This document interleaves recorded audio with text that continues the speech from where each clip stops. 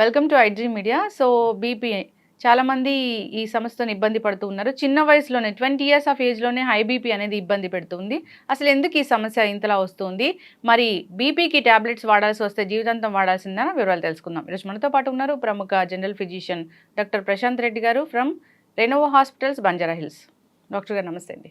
నమస్కారం అండి. డాక్టర్ గారు, జనరల్‌గా హై బీపీ సో ఒకప్పుడంటే 40, 50 ఏళ్లలో చూసేవాళ్ళము. ఇప్పుడు అలా కాదు, 20 ఇయర్స్ ఆఫ్ ఏజ్ నుంచి చూస్తూ ఉన్నాము. అసలు ఏంటి హై బీపీ, ఎందుకొస్తుంది? హై బీపీ జనరల్‌గా రావడానికి 2, 3 కారణాలు ఉంటాయండి మెయిన్‌గా. సో జనరల్లీ ఎప్పుడైనా సరే మనము ప్రైమరీ, సెకండరీ కాజెస్ అని చెప్పి చూస్తాం. సో జనరల్‌గా ఎసెన్షియల్ కాజెస్, ప్రైమరీ కాజెస్ ఏంటంటే మనం ఏదైతే మనం మోడిఫై చేసుకోగలుగుతామో, లైక్ మన ఒబిసిటీ కానివ్వండి, మన తినే లైఫ్ స్టైల్స్ కానివ్వండి, హై షుగర్స్, ఇలా మనం మోడిఫై చేసుకునే వాటిని మనం మోడిఫైయబుల్ రిస్క్ ఫ్యాక్టర్స్ అంటాం. సో ఈ రిస్క్ ఫ్యాక్టర్స్ ఏవైతే మనం మోడిఫై చేస్తామో దాంతో మనం బీపీని తగ్గించుకోవచ్చు. కొన్ని నాన్ మోడిఫైయబుల్ రిస్క్ ఫ్యాక్టర్స్ అంటాం. దాంట్లో మన జీన్స్, జెనెటిక్ కానివ్వండి, కిడ్నీ డిసీజ్ కానివ్వండి, లేకపోతే ఇంకేదైనా ఇతరత్ర మన బాడీలో ఉన్న ఆర్గన్స్ ప్రాబ్లమ్స్ ఉన్నప్పుడు దాన్ని నాన్ మోడిఫైయబుల్ రిస్క్ ఫ్యాక్టర్స్ అని తీసుకుంటాం. దానివల్ల బీపీ వస్తే మనం కంట్రోల్ చేయలేమా? ఇప్పుడు మోడిఫైయబుల్ రిస్క్ ఫ్యాక్టర్స్ ని మనం రోజువారీ మన లైఫ్ స్టైల్ మోడిఫికేషన్స్ చేసుకుంటే, లైక్ కరెక్ట్ ఫుడ్ తినడము, తక్కువ షుగర్స్ తినడం, టైంకి తినడం లాంటివి చేసుకుంటే జనరల్ గా ఏ ఏజ్ లో అయినా మన బీపీని కంట్రోల్ చేసుకునే ఛాన్స్ ఉంటుంది. అదే మన జెనెటిక్ ఫ్యాక్టర్స్ లేదా ఏదైనా ఆర్గన్ డిసీజ్ వల్ల వచ్చేవి మాత్రం దానికి సంబంధించిన మెడిసిన్స్ వాడి దాని పరంగా మనం తగ్గించుకోవడం జరుగుతుంది. ఓకే, అంటే ఇప్పుడు మోడిఫైబుల్ రిస్క్ ఫ్యాక్టర్స్ అంటాము. సో దాని వల్ల వచ్చే బీపీని మనం పూర్తి స్థాయిలో తగ్గించుకోవచ్చు, టాబ్లెట్స్ కూడా మానేయొచ్చా? మోస్ట్ ఆఫ్ ద టైమ్స్ అండి. ఇప్పుడు యంగ్ పీపుల్ జనరల్గా ఇప్పుడు మనం తీసుకుంటే ఎక్కువగా లేటెస్ట్గా 30 నుంచి 35 ఇయర్స్ వాళ్ళకు కూడా హై బీపీ లాంటివి చూస్తూ ఉంటాం. దానికి మెయిన్ కారణం మన లైఫ్ స్టైల్ అండి. అంటే హై కార్బోహైడ్రేట్స్ లేకపోతే ఫ్యాట్ ఉన్న ఫుడ్ ఎక్కువగా తినడము, అసలు ఎక్సర్సైజ్ అనేది చేయకపోవడము, ఇలాంటి హై సాల్ట్ ఫుడ్ తీసుకోవడం. సో ఇవన్నీ మనం కట్ డౌన్ చేసుకుంటే 100లో 90% of the people definitely tablet లేకుండా ఉండొచ్చు. ఓకే, ఎస్ డాక్టర్ గారు. సో ఈ ఏదైనా కిడ్నీ ఇష్యూస్ వల్ల లేదా ఇతర ఆర్గన్ డ్యామేజ్ అవ్వడం వల్ల లేదా జెనెటికల్గా అన్నారు, అది వచ్చింది. సో వాళ్ళు లైఫ్ స్టైల్ చేంజ్ చేసుకున్నారు. సో బీపీ అనేది కంట్రోల్లో ఉంటుందా? పూర్తి స్థాయిలో తగ్గించుకోవడానికి ఛాన్స్ అనేది ఉండదా? ఉంటుందండి, అలానే ఏం లేదు. 50% ఆఫ్ ద పీపుల్లో ఇఫ్ ఒకవేళ మనం ఎర్లీగా డిసీజ్ని కనుక్కున్నట్టయితే, మనం ఒకవేళ లైఫ్ స్టైల్ మోడిఫికేషన్స్ చేసుకుంటే డెఫినెట్లీ మనము యంగ్ ఏజ్లో డెఫినెట్లీ మనము టాబ్లెట్ లేకుండా ప్రయత్నం చేయొచ్చు. కాకపోతే ఏంటంటే వాళ్ళు ఫ్రీక్వెంట్గా ఫాలో అప్లో ఉండాలి. సో అప్పుడు మనం ఏంటంటే ఏమాత్రం బీపీ పెరిగినట్టు అనిపించినా వాళ్ళని మెడిసిన్ మీద స్టార్ట్ చేసుకోవాలి. ఓకే, ఎస్ డాక్టర్ గారు, అసలు బీపీ లెవెల్స్ అంటే ఏది హై బీపీ, ఏది నార్మల్ అంటారు? జనరల్గా మనము అమెరికన్ హార్ట్ అసోసియేషన్ అనే వాళ్ళది గైడ్ లైన్స్ ప్రకారం బీపీ అనేది తీసుకుంటాము. సో అందులో ఎప్పుడైనా 120/80, అంటే మనం అందరం బీపీ చూసి వాల్యూ చెప్తూ ఉంటారు. పైంది సిస్టాలిక్ అని, కింది డయాస్టాలిక్ అని అంటాము. సో 120/80 కంటే ఎక్కువ వెళ్తుంది అంటే పేషెంట్కి బీపీ వచ్చే లక్షణాలు స్టార్ట్ అవుతున్నాయని అర్థం. సో 140/80 కంటే ఎక్కువ వెళ్ళింది అనుకోండి, కంపల్సరీ దాన్ని మనం బీపీ కిందే పరిగణిస్తాం.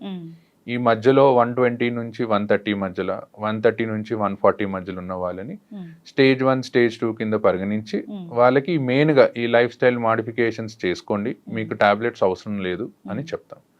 140/80 కంటే ఎక్కువ ఉన్న వాళ్ళకి మాత్రం టాబ్లెట్స్ వాడమని స్టార్ట్ చేయమని చెప్తాం. ఓకే, కొందరికి ఓన్లీ డయాస్టలిక్ మాత్రమే ఎక్కువగా ఉంటుంది కదా డాక్టర్ గారు, అది డేంజర్ అంటారా? డయాస్టాలిక్ జనరల్గా ఎక్కువయ్యేది మన లోపల ఏదన్నా ప్రాబ్లం ఉన్నప్పుడు అవుతుందండి. మెయిన్గా ఈ కిడ్నీ డిసీజెస్లో, లేకపోతే థైరాయిడ్ ఉన్న వాళ్ళలో, ఇలాంటి వాళ్ళు ఒబిసిటీ ఉన్న వాళ్ళలో, లేదా sleeping disorders problem, obstructive sleep apnoea అంటాం, ఇలాంటి వాళ్ళలో జనరల్గా మనం డయాస్టాలిక్ బీపీ కూడా ఎక్కువ అవడం చూస్తుంటాం. And it's more dangerous than this systolic BP ఎక్కువ. సో దానికి కంపల్సరీ మెడిసిన్ వాడాల్సిందే. ఓకే, డయాస్టాలిక్ ఎక్కువ ఉన్నప్పుడు డయాస్టాలిక్ 90 కంటే ఎక్కువ ఉంటే మేము డెఫినెట్లీ ఫస్ట్ మెడిసిన్ అడ్వైస్ చేస్తాము, ఆ లైఫ్ స్టైల్ మోడిఫికేషన్స్ తో పాటు. ఒకవేళ తగ్గుతుంది అనుకుంటే మెల్లిగా మెడిసిన్ ని డిస్కంటిన్యూ చేస్తాం. ఓకే డాక్టర్ గారు, అసలు ఈ బీపీ 140/80 ఉంది. సో అలాంటి వాళ్ళు ఉప్పు ఎక్కువగా తినడం లేదా కొన్ని రకాల ఆహార పదార్థాలు ఎక్కువగా తినడం వల్ల బీపీ ఫ్లక్చువేట్ అవుతుంది, హై అవుతుంది అంటారు. సో అవి ఏంటంటారు? మెయిన్గా సాల్ట్ అండి. సాల్ట్ ఇంటేక్ ఎప్పుడైనా సరే తక్కువగా ఉండాలి. ఇప్పుడు కొంతమంది తినాల్సిన దానికంటే మోతాదుకు మించి సాల్ట్ తీసుకుంటారు. సో ఫస్ట్ అది కట్ డౌన్ చేయాలి. దాంతోపాటు హై కొలెస్ట్రాల్ ఉన్న ఫుడ్ని ఎప్పుడైనా కట్ చేయాలి. కొలెస్ట్రాల్ ఎక్కువ అవుతే మన బ్లడ్ వెళ్ళేది తక్కువ స్పీడ్లో ఎక్కువగా వెళ్తుంది. సో ప్రెషర్ అనేది పెరుగుతూ పోతుంది.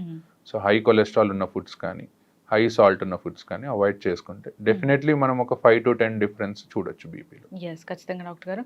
సో డాక్టర్స్ టాబ్లెట్స్ ప్రిస్క్రైబ్ చేశారు. సో ఏ టైంలో, అంటే ప్రతిరోజు ఒకటే టైంలో వేసుకోవాలా? ఎప్పుడైనా టైం మారితే ఏమైనా ప్రాబ్లమా? సో టాబ్లెట్ వేసుకున్నామా లేదా అని మర్చిపోయి ఇంకో టాబ్లెట్ వేసుకుంటే ఏం జరుగుతుంది? జనరల్గా మన బాడీకి ఒక లైఫ్, మనకి ఎలా అయితే లైఫ్లో ఒక క్లాక్ లాగా ఉంటుందో మన బాడీకి కూడా ఒక క్లాక్ ఉంటుందండి. ఆ క్లాక్ ప్రకారమే మన హార్మోన్స్ రిలీజ్ అవ్వడము, మరి పని చేయడం లాంటివి ఉంటాయి. సో అందుకే జనరల్గా either mornings or evenings we advise. So either morning before 9 o'clock అట్లా లేదా 10 o'clock లోపు, ఈవినింగ్స్ అది అడ్వైస్ చేస్తాం. సో టైం ప్రకారం తీసుకుంటే ఏంటంటే మన బాడీకి సర్కేడియన్ రిథమ్ అని ఉంటుంది, దానికి బాడీకి అడ్జస్ట్ అయ్యి టాబ్లెట్ సరిగ్గా పనిచేస్తుంది. టాబ్లెట్ సరిగ్గా తీసుకోకపోవడం అంటే కొంతమంది ఒక రోజు తీసుకుంటారు, 2 రోజులు తీసుకోరు, మళ్ళీ తీసుకుంటారు. సో దానివల్ల మోర్ డేంజర్ దాని టాబ్లెట్ తీసుకోకపోవడం.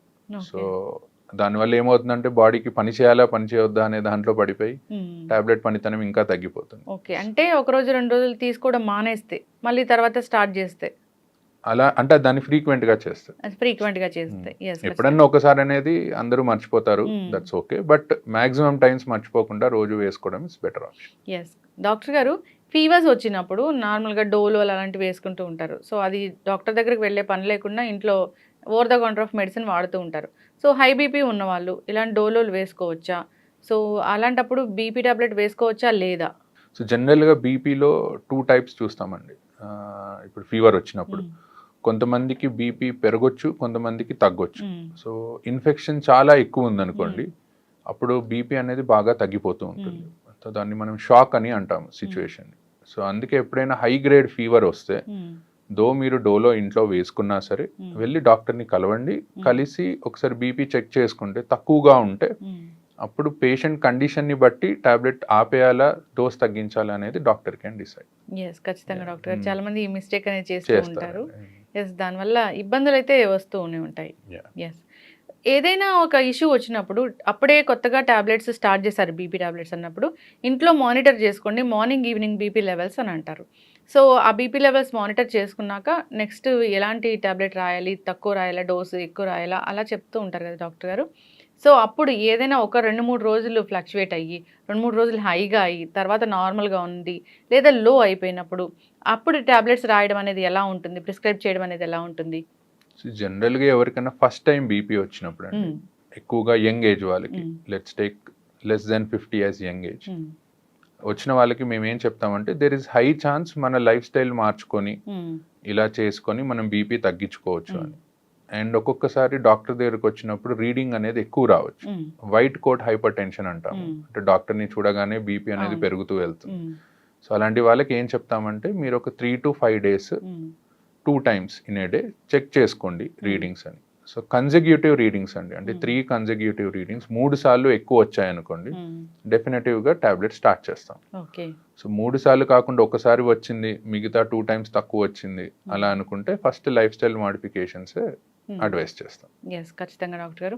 సో బీపీ మిషన్స్ చాలా డిజిటల్ మిషన్స్ వచ్చాయి.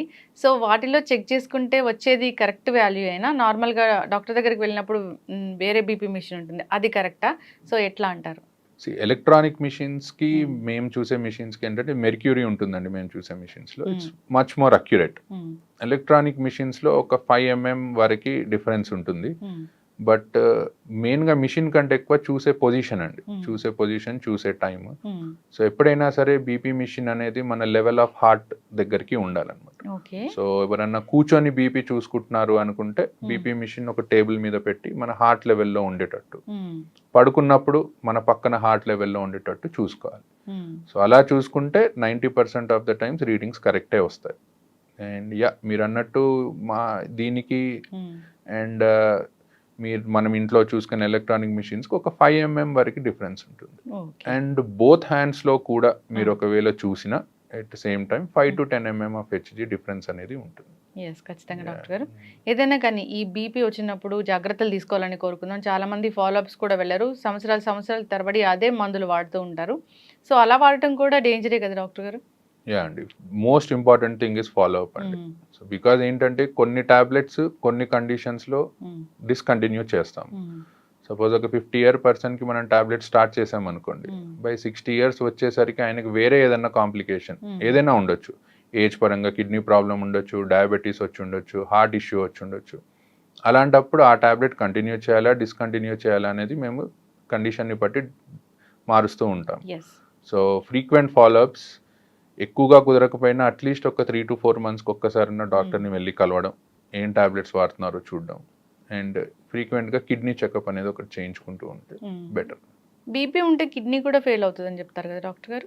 యా, జనరల్గా ఏంటంటే ఏ బీపీ కానివ్వండి, డయాబెటీస్ కానివ్వండి, మన బాడీలో కిడ్నీని, హార్ట్ని, ఐస్ని ఒకవేళ ఎక్కువగా ఉన్నాయి అనుకోండి లెవెల్స్ డ్యామేజ్ చేస్తూ ఉంటాయి. సో ఇవి లాంగ్ టర్మ్గా బాడీలో మనకి ఎర్లీ ఏజ్లో బీపీ వచ్చినట్టయితే లాంగ్ టర్మ్గా కాంప్లికేషన్స్ వచ్చే ఛాన్స్ ఎక్కువగా ఉంటుంది. కానీ మనం ఫ్రీక్వెంట్గా ఒకవేళ చెకప్ చేయించుకొని టాబ్లెట్స్ కరెక్ట్గా వాడితే మాత్రం మోస్ట్ ఆఫ్ ద టైమ్స్ ఎవరికి కిడ్నీ డిసీజెస్ అనేవి రావు. బీపీ పేషెంట్స్ని తీసుకెళ్ళినప్పుడు డాక్టర్స్ అడుగుతూ ఉంటారు, బ్లర్ విజన్ ఏమైనా ఉందా మీకు అని. అది ఎందుకు డాక్టర్ గారు? బేసికల్గా హైపర్టెన్సివ్ రెటినోపతి అని అంటామండి. అంటే హై బీపీ ఉండడం వల్ల ఐస్ డ్యామేజ్ అవుతూ ఉంటాయి, ఆ రెటీనా అనేది డ్యామేజ్ అవుతూ ఉంటుంది. అండ్ సో దానికోసం ఏంటంటే ఎవరైనా కొత్తగా బీపీ డయాగ్నోస్ అయిన వాళ్ళు, హై బీపీతో డయాగ్నోస్ అయిన వాళ్ళకి ఫస్ట్ వెళ్ళి ఒకసారి ఐ చెకప్ చేయించుకోమని చెప్తాం. ఎందుకంటే మనకి ఎన్ని రోజుల నుంచి హై బీపీ ఉందనేది తెలియదు, ఎంత డ్యామేజ్ అయిందనేది తెలియదు. సో ఒకసారి చెక్ చేయించుకొని దాని తర్వాత దెన్ వి గో అహెడ్. ఖచ్చితంగా డాక్టర్ గారు జాగ్రత్తలు అయితే తీసుకోవాలని కోరుకుందాం, ఫాలోఅప్కి వెళ్ళాలని కోరుకుందాం డాక్టర్ గారు. సో బీపీ అంటే అదేదో చిన్న విషయం కాదు. సో